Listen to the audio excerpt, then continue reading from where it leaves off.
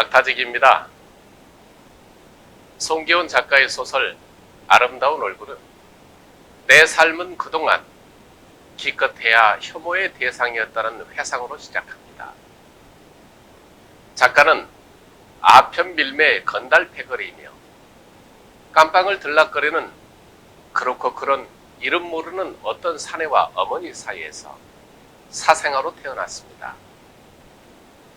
11살 터울의 누나와도 아버지가 달랐고 시장에서 생선을 떼어 팔던 장돌뱅이 홀어머니 밑에서 자랐습니다. 속된 말로 무엇 하나 내세울 것 없는 천하디 천한 출생. 게다가 생계가 힘들었던 어머니는 같은 장터의 해산물 도매업자와 결혼을 하게 되는데 부부싸움을 할 때면 온갖 욕설이 난무하고 사생결단 피투성이가 되는 그야말로 최악의 밑바닥.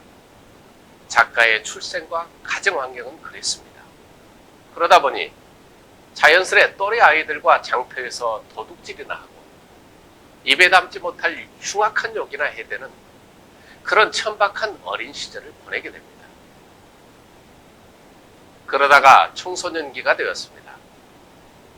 어머니의 헌신적인 뒷바라지 덕분에 작가는 그 작은 시골 읍내에서 도시로 고등학교를 진학하게 됩니다. 어머니의 자부심은 대단했습니다. 장터 사람들은 그런 작가의 어머니를 부러워했습니다. 인자 고생 다 해부었소이. 고등학교 댕기는 아들 있는데 무엇이 걱정이요. 고생 끝에 낙이 온다더만은 워매워매 좋겠는 그 참말로 부럽소이. 네, 그 소설에 나온 그 문장을 제가 그대로 한번 했습니다. 고등학교 가는 게 뭐 대단한 일이냐 하실 텐데요.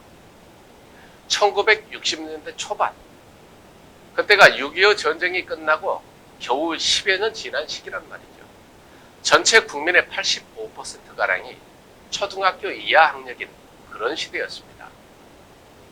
초등학교를 졸업하면서 중학교에 진학하는 친구들이 서너 명뿐이던 그 시기에 작가는 중학교를 졸업한 것은 물론 도시에 있는 고등학교로 진학까지 하게 됩니다.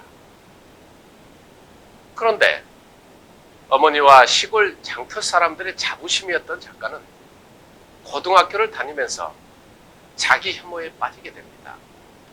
어떤 일을 계기로 문학을 좋아하게 되었던 작가는 도시의 학생들과 문예반 활동을 하게 됩니다.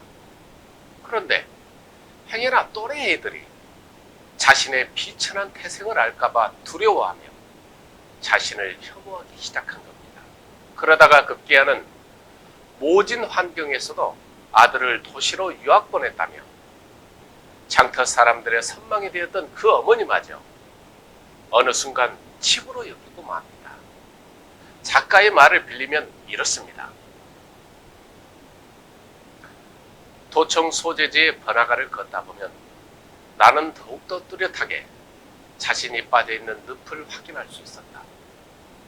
나로서는 처음 대하는 갖가지 풍물들, 거의 누리부셔 바라볼 수조차 없게 만들어버리는 문화라는 이름의 행사들, 피아노 독주회, 기념 전시회, 무용 발표회, 초청 공연, 그것들은 낱낱이 하나의 거울이 되어 남달리 예민한 감수성의 사춘기 소년으로 하여금 자신의 삶을 되돌아보게 했고, 그리하여 어쩔 수 없이 저 어둡고 끈적이는 늪에 빠져 헐떡이는 자신의 모습을 바라보게 했다.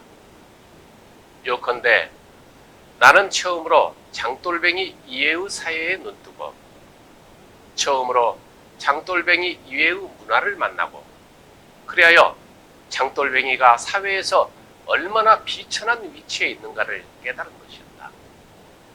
그러자 나는 무엇보다 어머니를 위시한 장돌뱅이 아낙네들의 나에 대한 기대를 견딜 수가 없었다. 막연하지만 나는 그들의 기대나 선망이 바로 나로 하여금 그들에게서 등을 돌려 그들을 짓밟게 하는 일이라는 걸 알아본 것이다. 내가 그들에게서 등을 돌린 것은 언제였을까?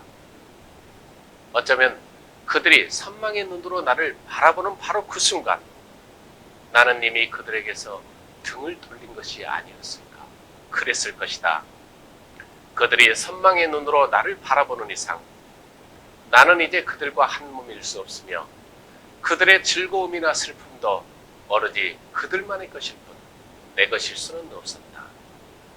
그들 특유의 자유분방함과 낙천적인 분위기마저 나에게는 단 한 가지의 의미밖에는 되지 않았다.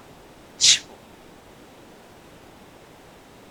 이렇게 자신의 출생과 환경을 증오하다 못해 치부처럼 여기던 작가는 급기야 초등학교, 중학교 졸업사진에서 자신의 얼굴을 면도칼로 도려내버립니다. 그렇게 청소년기를 지나고 이후 문단의 총망을 받던 작가는 1980년 김대중 내란 음모 사건으로 구속이 됩니다.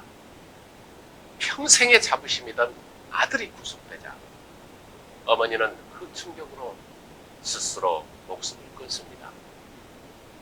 그런 연유로 작가는 절필을 선언했으며 여전히 자기 혐오에 빠진 채 출판 일을 하며 살아갑니다. 그러던 어느 날 작가는 후배 한 명을 알게 됩니다. 그 후배 역시 누군가에게 숨기고 싶은 부끄럽기 짝이 없는 보잘것없는 집안에서 태어나 자랐습니다. 아버지가 소장농으로 일을 하시다가 도시로 이사를 와서 막노동을 하시며 누님들이며 여동생들은 공장에서 일을 해서 그 후배를 대학원까지 마치게 하고 사실 사회에서 어느 정도 위치해 있고 대학 교수직을 바라보고 있던 그 후배는 그 집안 가정이 그 자신의 입장에서 보면 굉장히 부끄러운 거죠.